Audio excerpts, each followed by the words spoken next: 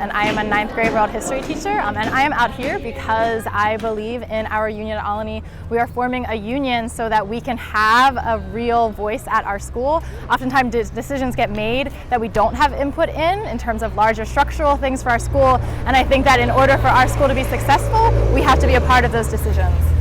Part of the Aspira vision is that we stand for advancing all students. So that means students who come from every background, whether it's special ed, whether they're here from another country, whether they are Caucasian, African American, Latino, whatever.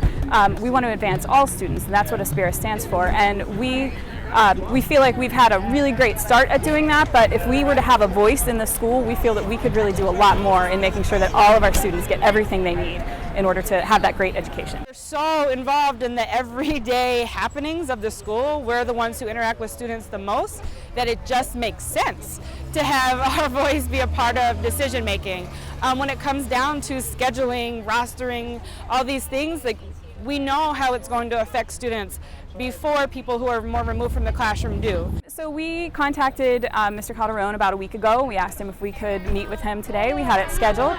And we contacted him a second time, and we just never heard anything back from him. So we decided we were going to come, we were going to hold up our end of the bargain, be here for our meeting, and we just never heard anything from him. We waited for a while, probably about 15 minutes I think, and he never came down. And we had a little bit of a rally inside, and then we decided to bring it outside. And what we did is we created an action plan very similar to what we would receive in order to improve our teaching. And we used the same rubric that we use to improve our teaching and asked them to apply that to their management of us.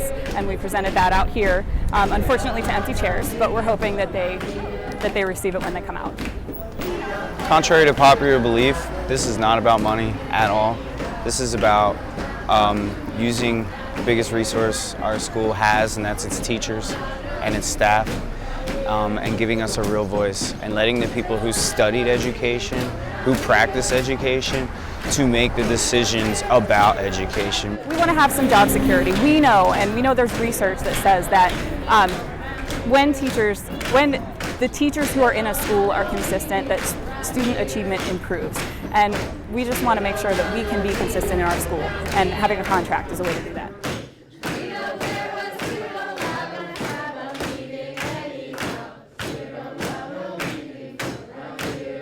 Part of our struggle is connected to that struggle for quality education in our city.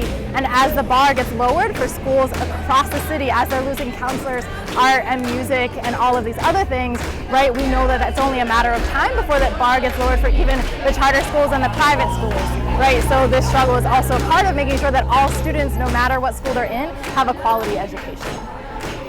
To be at that moment in a student's life where they really are starting to see the world in a new way, and really starting to see the structures of power that exist, and where they have this choice whether they're going to close their eyes and kind of go into hiding and not deal with it, or they're going to choose to realize that they do have the power to make a change. It's amazing. It's a gift to be there. And as an English teacher, I truly get that gift. That's one of the things we get to do, is really explore that through literature. So this is what we're doing every day. This is education in all its glory.